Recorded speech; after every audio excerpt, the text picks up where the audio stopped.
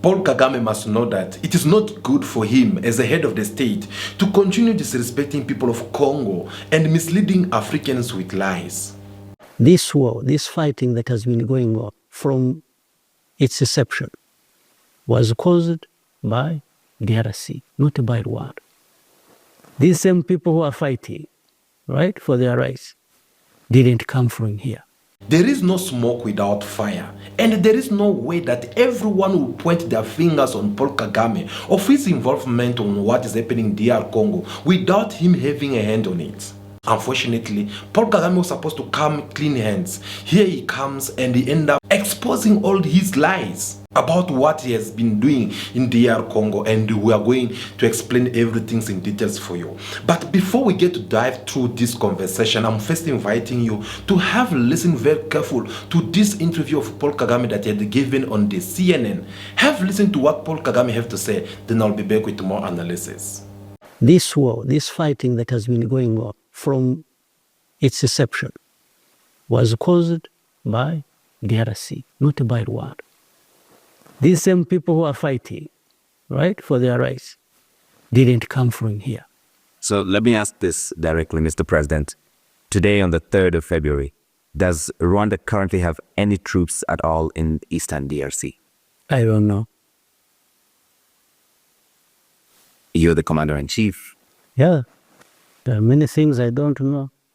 But if you want to ask me, is there a problem in Congo that concerns Rwanda, and that Rwanda would do anything to protect itself? I'd say 100%.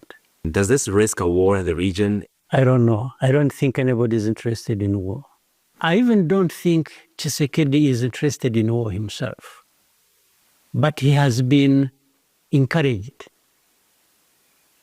in that direction by people showing up to fight for him his wars. That Rwanda exports coltan, for instance, which does not exist here, is smuggled from DRC. No, please, I invite you, we'll show you where we mine coltan. But Does Rwanda export any other minerals that are smuggled from Eastern DRC? I don't know about that, because that in any case can't be the problem. The people who are benefiting from minerals of Congo more than anybody else are South Africa, and these are the Europeans who are making noise about it. The comparison has been made that you are the Vladimir Putin of Africa, that he attacked eastern Ukraine, claiming to protect the ethnic minority while having an eye on the minerals there. I may be called anything. What can I do about it? But I am what I am. We have to be who we are. That's it. And we have to do what we have to do. I have explained enough of that. So, but we have to make sure we survive any storm that blows across our country. Now that you have listened to what he said, let us now talk.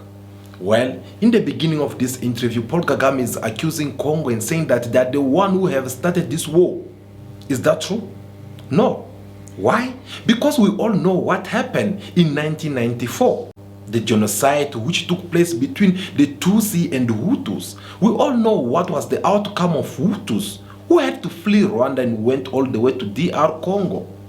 And then we saw how Paul Kagame, who saw these Hutus as a big threat to his security or to his power. Because the truth is, Paul Kagame never wanted to see these Hutus to be more free and organizing themselves outside of Rwanda. So he saw them as a threat to his government, and he had to make his own plan. Peace and stability in Rwanda and in the region will depend upon what the international community can do and how swiftly it can do that. Sending right and strong signals to criminals and addressing impunity in the region is for sure the best solution for all of us. I told them many was the most important thing were two. One, the responsibility lied with the international community to disarm these people, because we think the whole aim is to carry out the genocide again. We shall not accept it. and that if the international community cannot do something about it, we shall have to do something to do about it ourselves. I didn't go into details of what we were going to do. We had begged Mobutu to remove these refugees from the border to deep in Congo, according to the UN regulations. He had refused. We had begged the international community to separate the armed people from the refugees. They had refused. So it was deliberate. So this was a public warning to Mobutu.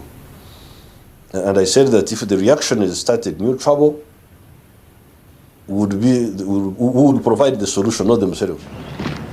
Since he had his own plan, of course he went on and attacked Congo. So he must stop lying and saying that no, this war it was started by Congolese. No, he's the one who had started this war. That was not all, because here comes the most interesting part of this interview. They are asking Paul Kagame from this date if there is any Rwandan troops in DR Congo. And Paul Kagame is saying that he does not know. Does Rwanda currently have any troops at all in Eastern DRC? I don't know. You're the commander-in-chief. Yeah, there are many things I don't know. A head of state who does not know what is happening in his country, and he does not even know what is happening in his neighboring country, even though they were talking about his troops being in DR Congo. What does he mean to say by all this? Let me explain.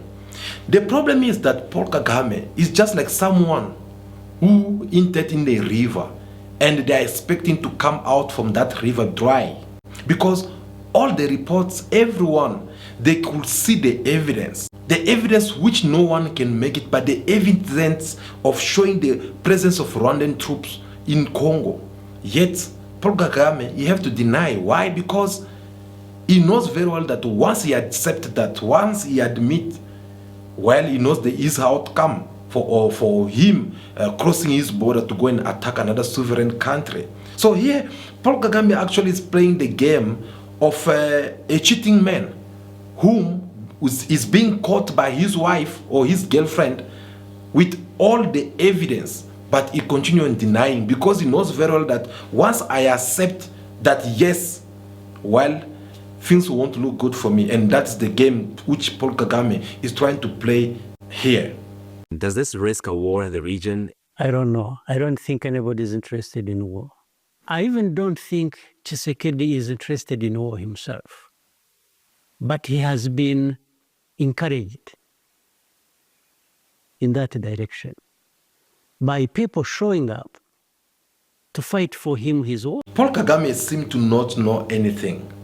Even though all this conflict, it is kind of like escalating and it is at the point of risking a war in the region. Paul Kagame seems to be denying everything because he strongly believes that no one is interested in the war. How confident are you to confirm that no one is interested in the war, but yet you are the one who's fighting other people? Because whether we like it or not, DR Congo do have their partners. If Rwanda continue this way, if DR Congo they are not able to defeat Rwanda on their own, well, they do have their partners. And through this interview, I'm going to show you again more things on how Paul Kagame is kind of like attacking South Africa indirectly, because the presence of South Africa troops in DR Congo, it is something which is putting him uncomfortable. In other words, the presence of South Africa troops in DRC, it is kind of a barrier for Paul Kagame to achieve certain things. Now the question is, what is those things? That Rwanda exports coltan, for instance, which does not exist here, is smuggled from DRC. No, please, I invite you. We'll show you where we mine coltan. But Does what Rwanda export any other minerals that are smuggled from Eastern DRC? I don't know about that, because that in any case can't be the problem. The people who are benefiting from minerals of Congo more than anybody else are South Africa, and these are the Europeans who are making noise about it. Of course, the whole fight It is over the Congolese minerals.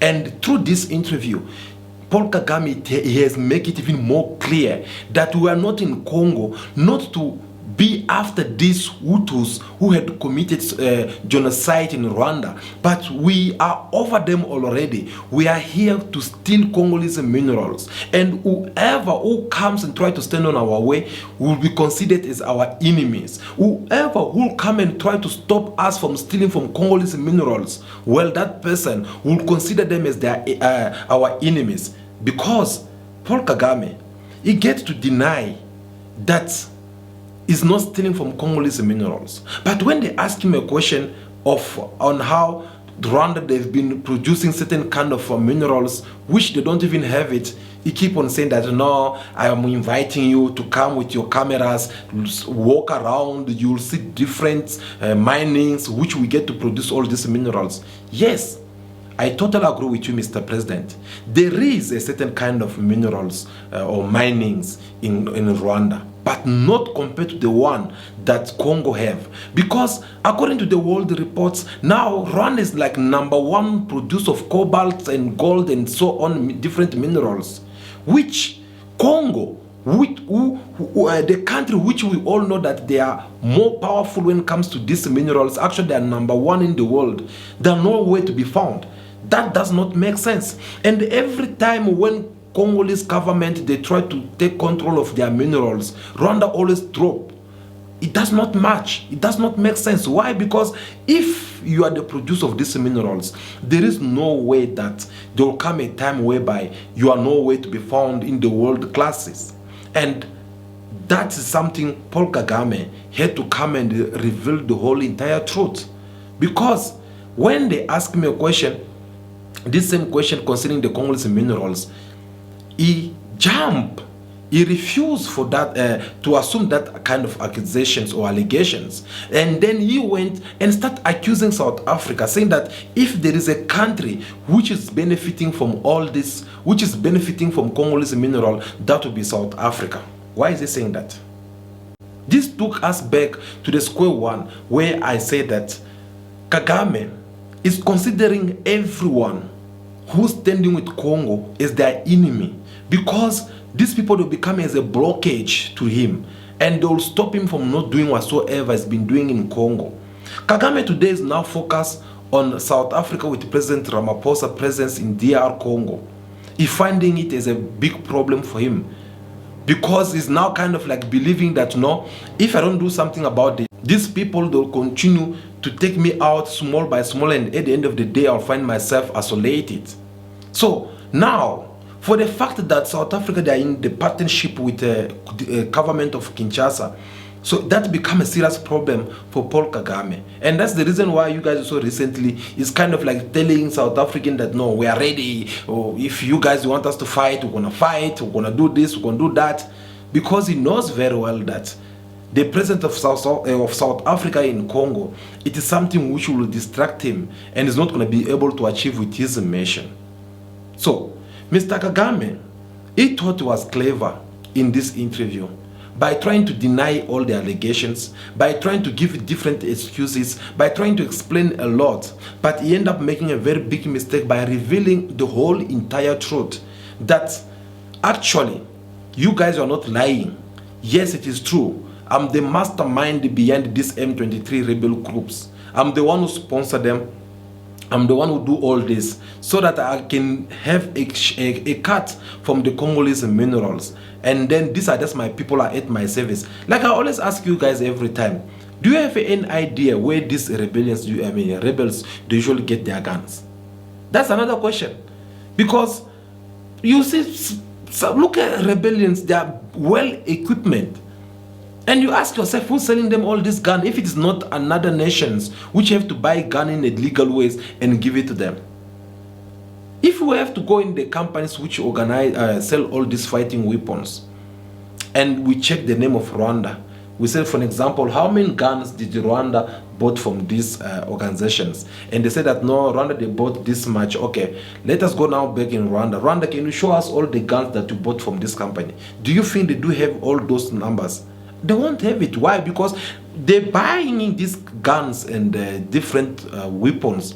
They're buying it in the legal ways, and they get to pass it to the rebellions, so that these rebellions to go ahead and attack another sovereign country. Mr. Paul Kagame is kind of like denying the presence of Rwanda in the Congolese soil. Yet there are more than 4,000 soldiers which are from Rwanda that help him in order for these rebellions to take over the city of Goma. So you see that these people actually, they are not doing things in the way that they're supposed to be doing it, because they're having some support also, they're having some backup somewhere there. And that's what is giving them even more power. So, dear Africans, my take in all this is that we don't need this kind of behaviors from our leaders. We don't need this kind of people as Africans, because we still have a lot. Africa, we are facing a lot of challenges, and we're not gonna solve these challenges, all these challenges, by having some African leaders who want to behave like they are the Hitler in a certain part of Africa continent. We're not gonna be tolerating to see another country moving from their country to go ahead and attack another African country. It is not how things are supposed to look like. Because at the end of the day, it is people of Congo who are paying a very high price from all this. People of Congo, they're the one who are suffering. People of Congo, they're the one who are not even able to send their children to school or go for work. Why? Because the whole economy is being instabilized, and the whole city it is on fire, and no one is able to understand what is going on. So that is not kind of things that we can sit here and support or keep quiet about it. So when I saw Mr. Paul Kagame giving this interview and making all these accusations or coming up with all these kind of lies, I feel like no, I can come also and share my opinions on what he had said. So thank you so much. Tell us also what is your thoughts in the comment section. I think that will be all for now. Continue to be yourself, be good, be kind, have respect for everyone in order for you to be respected. May God bless you all. I'll see you again very soon in our next video. Ciao, ciao.